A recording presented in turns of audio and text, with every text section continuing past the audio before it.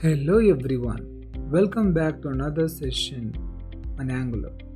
I'm Nehru from AskNehru, and today we are going to dive deep into an essential topic, that is Angular routing. So what exactly is Angular routing? Angular routing is a mechanism that lets you map different URLs to specific components in your application. Think of it as a navigation system in a car. Just like you set a destination, Angular routes help set the path for your app to follow. For example, when you go to an e-commerce website, you may see different sections like home, products, cart, and profile. Each of these sections is managed by Angular routing, allowing users to move seamlessly from one section to another without reloading the page.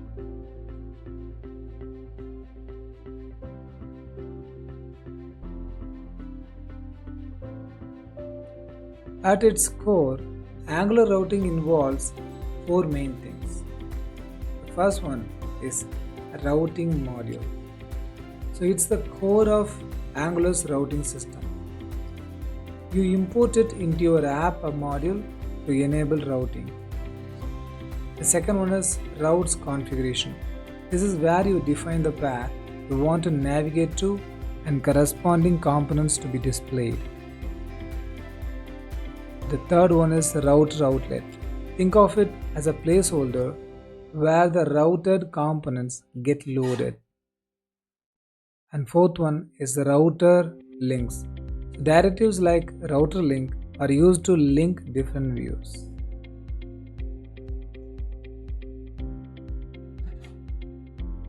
So why use Angular routing? Why should you care about Angular routing?